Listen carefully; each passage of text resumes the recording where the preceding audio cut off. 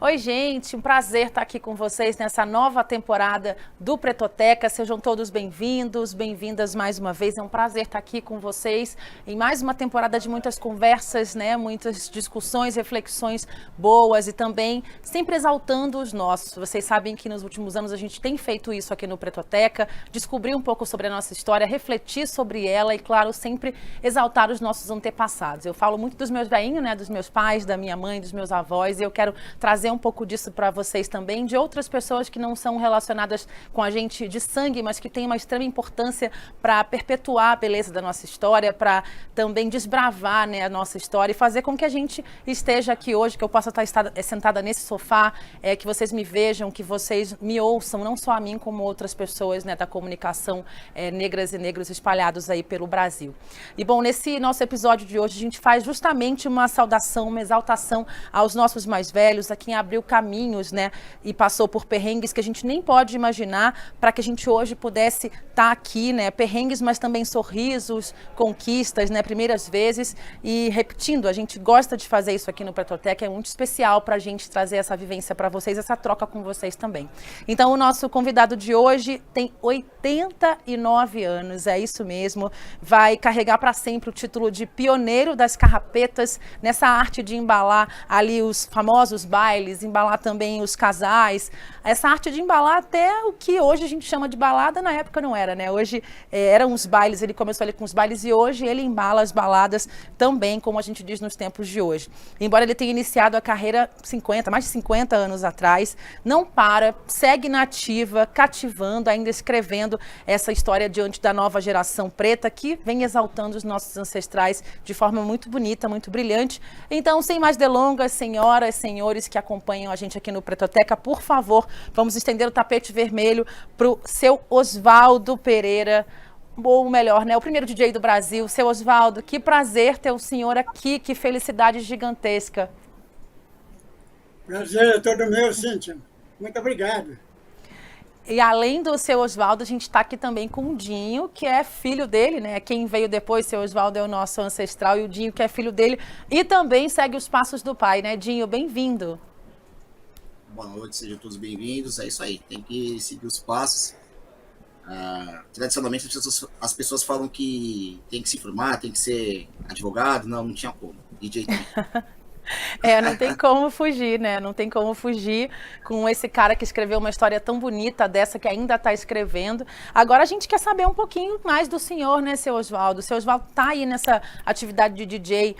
Começou muito lá atrás, no meio da vida ele foi fazendo outras coisas e agora, né, aos 89 anos, ele volta a atuar como DJ. Mas eu quero saber como é que o senhor chegou nesse universo, como chegou em São Paulo, porque o senhor é da terra do Milton Neves, né, Muzambinho, em Minas Gerais.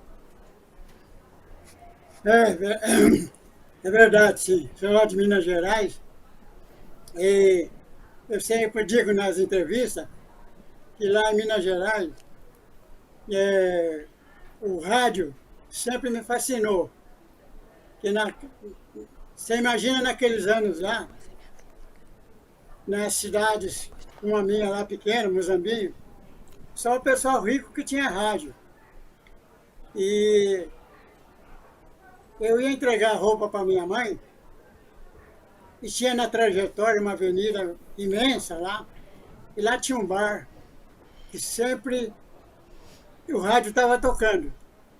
Mas eu gostava de ir no horário das 7h30 da noite, porque era a hora que era a hora do Brasil. Então eu gostava muito de ouvir a ópera O Guarani, que tocava para a abertura da hora do Brasil.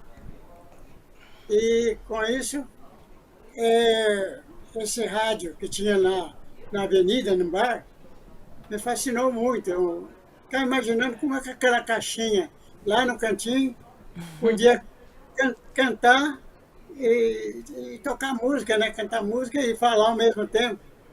Eu imaginava que a fórmula não era que vinha pelo ar o sinal. Eu achava que vinha por eletricidade, mas na verdade vinha pelo ar, porque mais tarde eu me interessei em estudar rádio, então eu vi como é que era o processo, como era transferido de, um, de uma cidade para outra, os sinais de rádio para todo mundo ter a audição do rádio, seja cantando ou alguma entrevista. Mas o rádio revolucionou muito naquela época lá. Que eu digo assim que, pelas clientes da minha mãe, só tinha rádio naquela época quem era rico mesmo. Nossa, que história emocionante, né? Porque quem é das gerações mais antigas, eu que cresci com a avó, com o avô, eu me lembro muito dessa relação que eles tinham, né, com o rádio. Essa é uma relação parecida com a que o senhor tem, né? De encantamento, de como que pode essa pessoa estar aqui, da imaginação, né, seu Oswaldo? De imaginar como que era aquele locutor, aquela pessoa que estava ali entrando na sua casa todo dia. Realmente é uma coisa, para a época, era uma coisa muito grande, né? Uhum. E me lembro que naquela guerra de 45, eu às vezes parava em alguns lugares que tinha rádio para me ver o movimento da guerra, porque não tinha televisão naquele tempo, mas o noticiário vinha da guerra, como é que estava. E no cinema também, às vezes, passava uma programação de como estava a Guerra Mundial. E foi uma época também muito agitada, tempo da Guerra Mundial. Era o rádio o principal meio ali de comunicação dessa época, né? Agora, senhor Oswaldo, como é que o senhor sai de um apaixonado pelo rádio, de se aprofundar nele, para, de certa forma, também produzir o que o rádio fazia, né? O senhor começou ali, de alguma forma, né? Não diretamente saindo a sua voz de dentro do rádio, mas também fazendo esse paralelo com o que o rádio fazia, né? Como é que o senhor vira DJ? Na verdade, meu sonho era conhecer o rádio inteiro, como ele era feito. Então tinha uma escola, isso já estava aqui em São Paulo, uma escola norte-americana que chamava National School. E ela fazia propaganda que ela tinha curso de rádio e televisão em português. Então eu escrevi para essa escola, eles me mandaram os prospectos e tinha que pagar em dólar. Então eu ia aqui no centro da cidade, trocar o nosso dinheiro por dólar e enviava para eles. E com isso eu consegui receber o kit do rádio e montar ele e ver ele funcionar. Que legal. Que legal. Como que você fica, Dinho, ouvindo essas histórias, né? Porque a sua profissão nasce de todo esse imaginário que ele foi criando também na sua imaginação, né? É surreal, né? É surreal. Eu tenho outra profissão, né? Que eu atuei o tempo todo. Atualmente eu tô realmente como DJ. Meu filho é DJ, mas vai ter uma formação profissional também, que ele está entrando na faculdade agora, né? Mas é surreal. Eu tive na cidade do meu pai, na cidade dele, né, no Muzambinho, e eu pude ver lá o local onde ele nasceu, a casa, que ainda existe. E meu pai contava que quando ele pequeno, ele com a minha avó, né, eu estava comentando da simplicidade, a felicidade dele no Natal era poder a minha avó levar ele até ali na parte alta da cidade, onde o pessoal mais rico, né? E poder olhar a vitrine. Ele ficava feliz de ver aquela vitrine, de ver o presépio. Aí, quando minha avó lavava roupa, e ele levava no trajeto que ele conhece o rádio, ele levava as roupas depois do pessoal, depois de lavado. Às vezes ele ganhava presente dessas pessoas pela educação da minha avó, pelo amor dele, mas de ele sair de Muzambinho, da simplicidade, de ele ter a alegria de ver uma vitrine e não ganhar um presente, e depois vir para cá, poder nos dar uma vida em uma multinacional, criar os filhos e chegar onde ele chegou, é surreal. É surreal, por exemplo, em 10 de dezembro, no final do ano, a gente lá no estádio do Corinthians, lá, tocando para uma multidão de pessoas. É surreal. Nossa, nem conseguiria nem imaginar, né? Você ainda pega, assim, né, esse retorno dele, mas quando o seu Oswaldo começa, o senhor nem imaginava que isso ia acontecer na sua vida, né, seu Oswaldo? Conta pra gente desse primeiro momento, esse primeiro baile que transformou o senhor no primeiro DJ do Brasil. Ninguém nem sabia direito o que era um DJ por aqui, né? É assim, né? Na verdade, eu comecei a fazer festinhas de aniversário e casamento aqui no bairro. E aqueles bailes de garagem. E depois, aqui em São Paulo tem aquele edifício Martinelli, dizem que é o primeiro arranha-céu aqui de São Paulo. E lá tinha um clube, que chamava Clube 220. E eu estava fazendo um piquenique, da qual hoje vocês chamam de rave, aqui perto de São Paulo. Aqui fora de São Paulo, bem próximo aqui. E nessa rave, um diretor desse Clube 220, ele me telefonou, perguntou se eu topava fazer domingueiras lá no edifício Martinelli, que era aos domingos, das 6 à meia-noite. Olha, eu estava fazendo assim as domingueiras.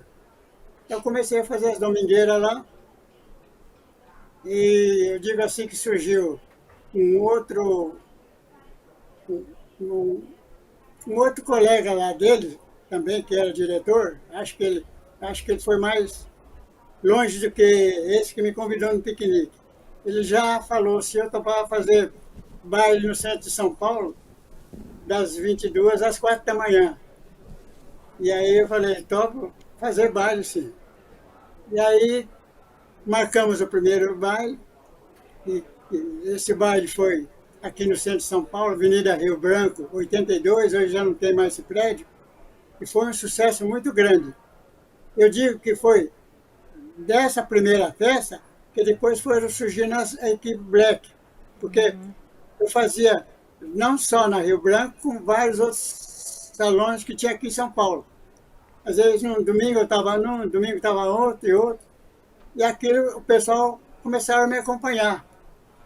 E até alguns proporam de eu montar uma aparelhagem para eles, mas eu dizia para eles que era melhor comprar um já produzido, um feito, porque era muito caro as peças, e tinha peças também que era difícil de encontrar.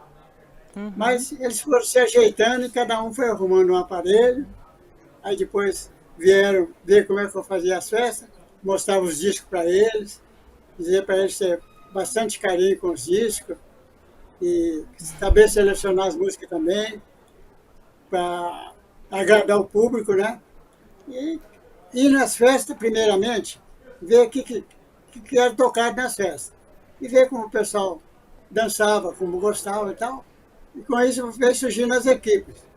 E hoje é uma realidade que eu não posso imaginar. Mas foi o início de tudo. Agora, eu gosto de imaginar a cara das pessoas, né?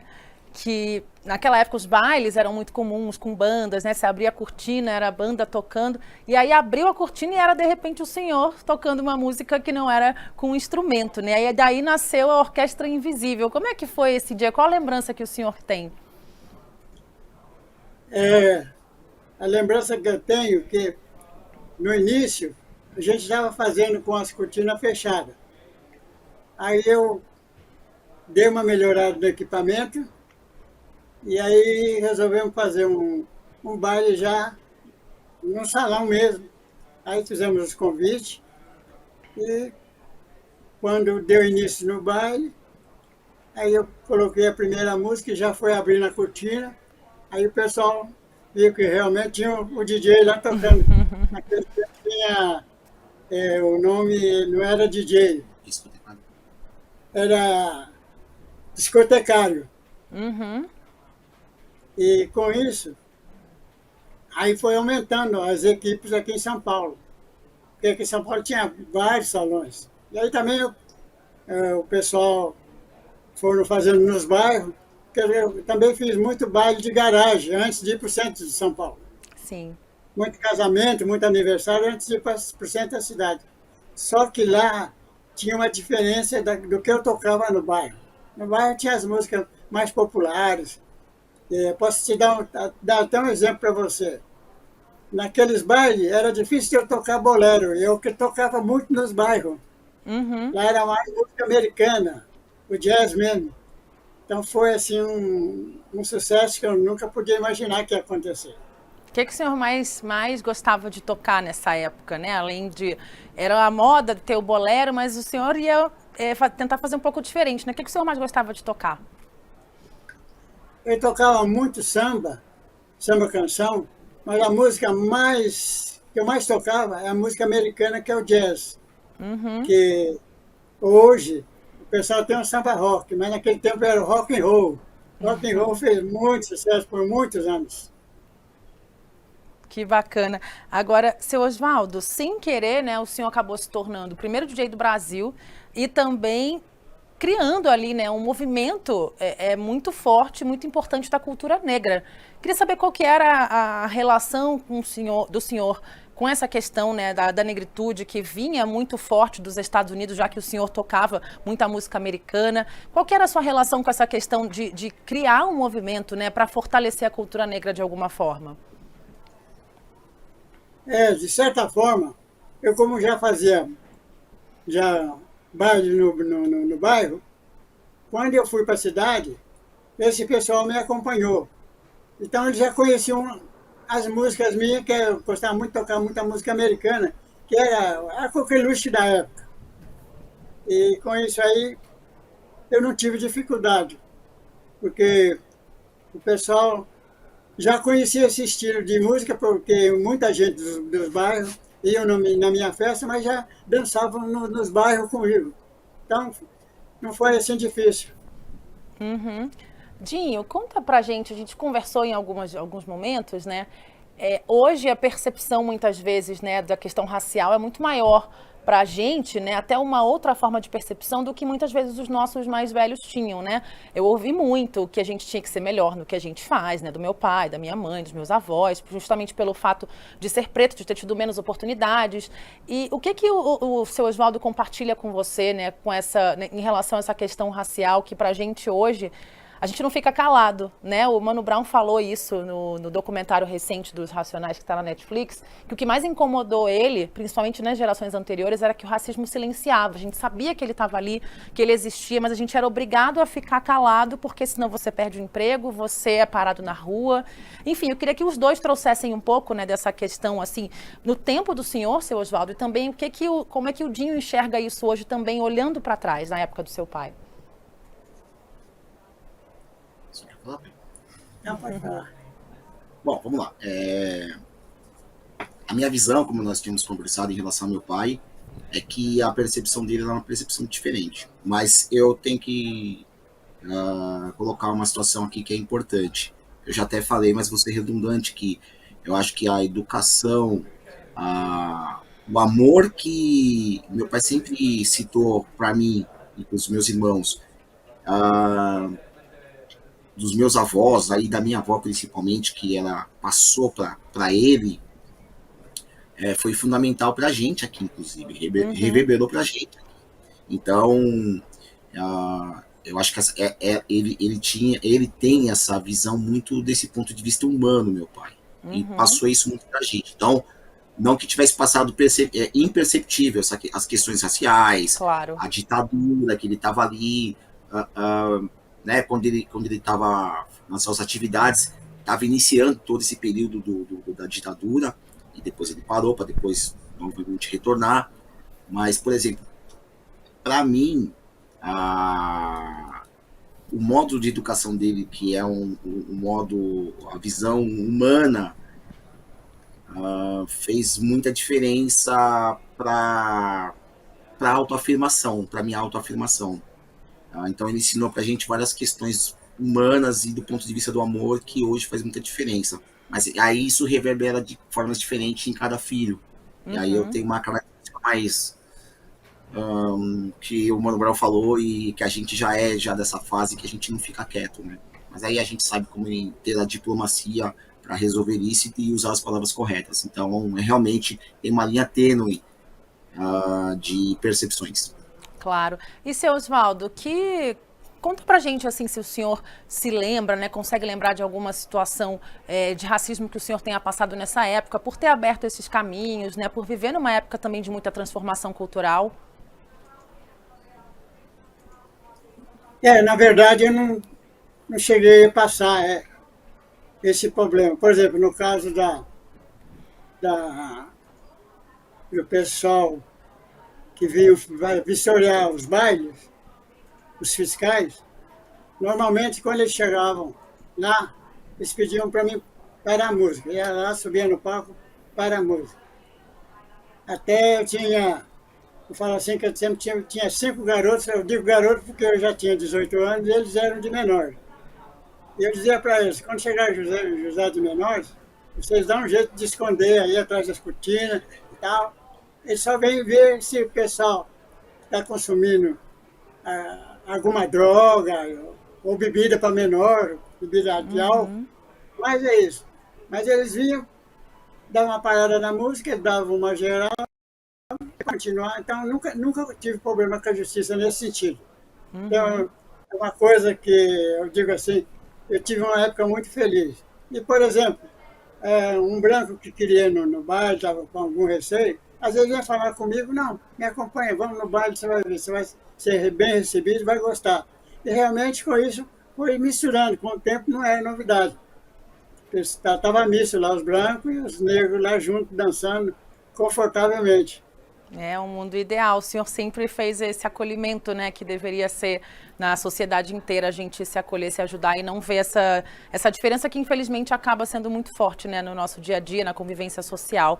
Agora, seu Osvaldo, ali nos anos 2000, né, o senhor teve outros trabalhos, né, como o Dinho contou pra gente, como o senhor mesmo falou, trabalhou em multinacional, etc. Mas ali nos anos 2000, uma jornalista estava pesquisando questões, né, de ser DJ pelo Brasil e reencontrou o senhor. Ali o senhor volta para as Carrapetas. Conta um pouquinho como é que foi esse renascimento, né, esse retorno. Para mim foi surpresa, porque você imagina que eu fiquei muitos anos inativo. E de repente essa jornalista chama Cardia Sef, ela me convidou para ir fazer uma festa aqui em São Paulo, lá em Pinheiros. E você imagina eu, depois de tantos anos inativo, de repente eu estava numa praça tocando com uma multidão. E aquilo me emocionou muito, porque eu não podia imaginar que depois de tantos anos eu ia voltar. E voltei para ficar, então, estou até hoje, não podia imaginar isso. Então, as vidas têm cada história que a gente às vezes não sabe, até contar ela bem de uma maneira boa. A vida surpreende, né? E o melhor de tudo é ver o senhor com essa lucidez, né? Com essa memória boa, em atividade, né? E, Dinho, quando ele recebeu esse chamado para voltar, como é que foi dentro de casa? Vocês aceitaram já assim muito rápido? Ele também aceitou? Deu aquela hesitada? Foi tudo de imediato, porque nós estávamos ativos aqui, os filhos, né? A família, tem primos, enfim, tava todo mundo ativo. Então isso, e essa história tava com a gente, mas não ficava entre nós. Então quando aconteceu esse fato, pra gente só, como é que fala? Só amplificou tudo. Só... E como é que foi esse baile do Corinthians aí recentemente? Eu sei que o senhor também tocou na Feira Preta do ano passado. Enfim, é só olhar as redes sociais do seu Osvaldo que ele tá em tudo que é canto, gente. Ele não para, não. Agora, como é que é para o senhor, né, seu Osvaldo, ter esse reconhecimento da juventude, das pessoas que vieram depois do senhor, né, de tanta gente ali acompanhando o seu trabalho, o senhor ainda em atividade? Para mim, eu me sinto muito surpreso, porque como eu comecei muito lá atrás, as festas de garagem e tal, depois ir para o centro da cidade e ver tantas equipes depois tocando em São Paulo todo, é uma coisa muito inusitada para mim. Uma felicidade muito grande de ter transformado, né, da música com a orquestra invisível, que é com os discos. A gente não podia imaginar que ia ter um sucesso tão grande, um alcance tão grande. E hoje é um alcance mundial, né? Para você, Dinho, como é que é, né, ter o seu pai tendo pavimentado esse caminho e vê-lo aí com quase 90 anos, né, com essa em atividade e sendo reconhecido? Porque a gente começou essa conversa aqui falando sobre a importância, né, desse respeito, desse reconhecimento aos nossos mais velhos e você poder, né, ter esse mais velho tão brilhante dentro da sua casa, com o sangue dele correndo nas suas veias e vê-lo nessa atividade e sendo reconhecido por tanta gente além de vocês da família. É muito gratificante. Eu digo que para mim é uma honra como filho, é uma honra como pessoa, como a personalidade artística que ele é, né? Eu me sinto muito honrado por isso, me sinto privilegiado por essa questão.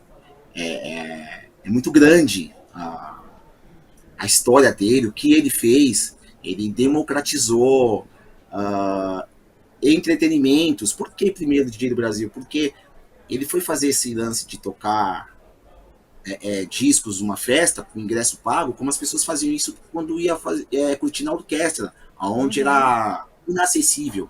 Então ele democratizou a música, o entretenimento, de uma forma que nunca mais ia ser o mesmo.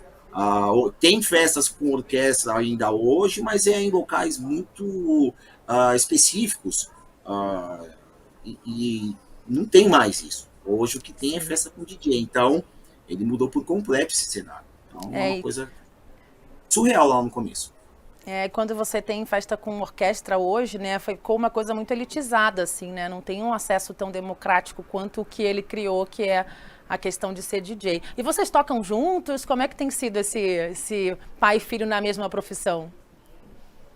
Sim, tocamos juntos. Inclusive, amanhã nós vamos fazer uma discotecagem aqui em São Paulo, na Barra Funda, na região central. Sábado à tarde para de noite, vamos tocar junto. Há um projeto em andamento de nome Veraneio SP, que é o nome do carro do meu pai, é uma Veraneio que ele tem. É um projeto. Esse projeto é o meu pai, eu e meu filho. Então, pai, filho e neto, tocando junto. Tem aí meu irmão também, que está sempre participando com a gente, que é o meu irmão mais velho, que também está participando. Então, realmente, é uma coisa fantástica, tá tocando pai, filho e neto. É realmente sensacional. É fantástico demais. O que o senhor tem tocado e o que o senhor gosta de tocar e de ouvir, seu Oswaldo? Tá ali ainda no que o senhor viu nascer, né, nos anos 50, 60, 70, um James Brown, um Tim Maia, o senhor também gosta das coisas novas que andam tocando? Não, a variedade é bem grande em relação às músicas.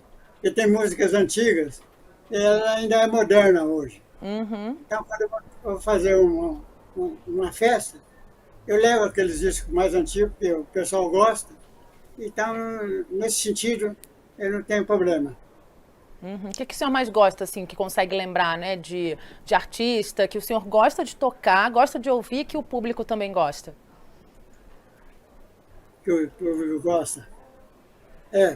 Por exemplo, a orquestra do Ray Conniff. Até hoje se toca muito nas festas. Eu toquei muito o Ray Conniff. Fiz festa direta só com ele.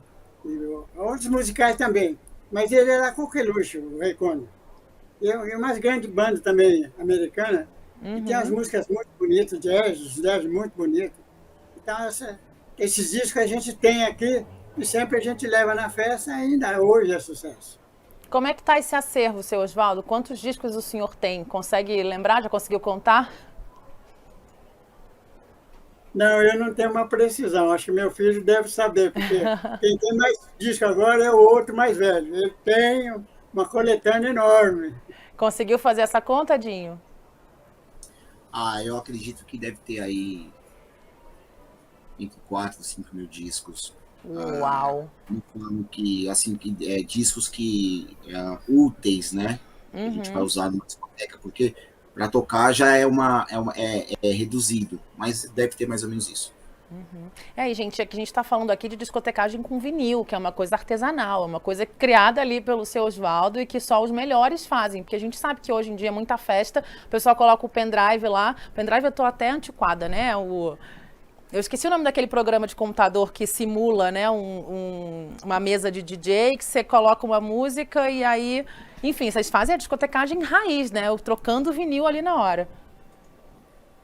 Meu pai faz a discotecagem raiz, eu também faço, mas a grosso modo eu também utilizo software e controladora, porque eu gosto do resultado final do som, estético do som. Não há algumas interferências que o toca-disco ocorre, mas é inegável que o toca-disco tem todo um glamour e tem um som também todo peculiar, né? O senhor prefere 1000 vezes o toca-discos, né, seu Oswaldo? Sim, é verdade. É importante a gente trazer essa conversa aqui, né, entre ontem, o hoje e o amanhã, saber que o novo sempre vem, né, como diria Belchior, é importante a gente exaltar os nossos, mas é isso, não dá para deixar de usar ali, se a tecnologia chega, né, que ela seja boa para perpetuar essa história, né, Dinho? Sim, sim, sim. É isso mesmo. Eu gostaria de fazer uma ressalva de toda essa conversa, Por agora da favor. parte final, que não é nem questão de. Eu estava com uma palavra aqui que não tem nada a ver com. Ela está descontextualizada, mas é importante observar essa construção do meu pai, e é um privilégio, e talvez vai ser difícil acontecer 3 gerações tocando juntos, pai, filho e neto. Eu já fui pesquisar DJs famosos ou não, e eu ainda não vi pai, filho e neto tocando. Eu acho que essa é uma das poucas, é uma das várias coisas boas que meu pai proporciona. Não, é único, né? Essa história que ele construiu, né? Trazer vocês ainda em atividade, todos juntos, isso é fantástico demais. É uma história, seu Oswaldo, que muita gente precisa conhecer. A gente espera estar conseguindo fazer a nossa parte aqui, de levar para os nossos ouvintes, para quem assiste a gente, contar um pouquinho dessa história tão fantástica que é a do senhor. Agora, tá merecendo filme, documentário, programa de rádio, de TV sobre essa história, né, não? Exatamente, é verdade. Mas está chegando, estamos chegando lá. Tá preparando, Dinho? Tenho me empenhado muito. Agora, eu tinha uma profissão, não tenho, mas eu agora só me dedico a cuidar dessa parte dele mesmo. Agora eu estou livre para fazer isso. Então, é um objetivo. É isso, você tem essa missão, então, né, de levar para as próximas gerações essa história do seu pai, né? Ela viva, que os seus filhos, os netos dele estão acompanhando, mas também para quem vier depois, saber quem que é o seu Oswaldo, né? É mais do que necessário eternizar esse legado através de um registro à altura da relevância dele. Seu Oswaldo, você não se imaginava com quase 90 anos ainda tocando por aí pelo Brasil? A música tem esse poder, viu? Quando a gente gosta, a idade ajuda a gente. Como é que o senhor quer ser lembrado daqui a um tempo, seu Oswaldo? Quando falarem o seu nome?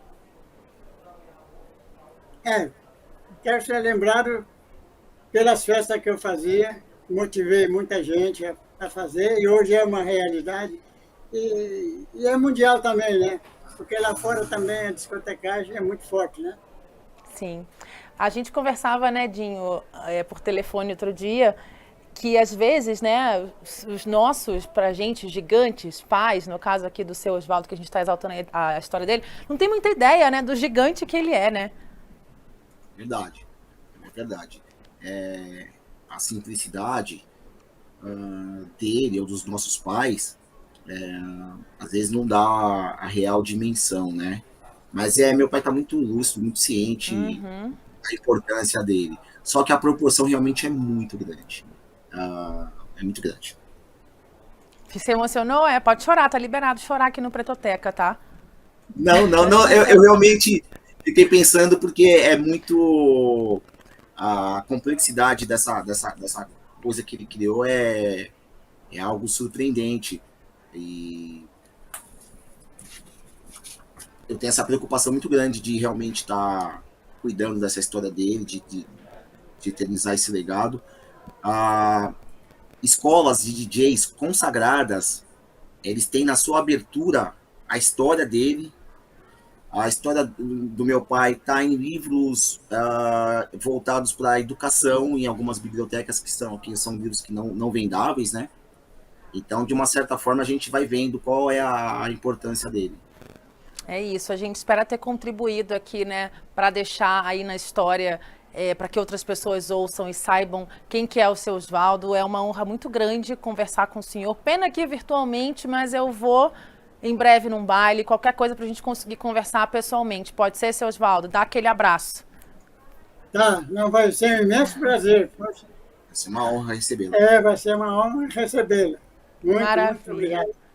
Maravilha. Gente, a gente conversou com o seu Oswaldo Pereira, o famoso DJ Oswaldo, primeiro DJ do Brasil, um homem negro com uma história incrível, com uma história de cabeça erguida, que abriu caminhos para muitas pessoas, não só DJs, mas para todos nós, né, que viemos depois aí com esse homem pioneiro que ainda está em atividade aqui conversando com a gente. Seu Oswaldo, gratidão imensa por ter o senhor aqui, Dinho também, viu? Uma honra nossa. A honra é nossa, Cíntia. Muito obrigado. É isso, um beijo para vocês. Tchau, pessoal, até a próxima.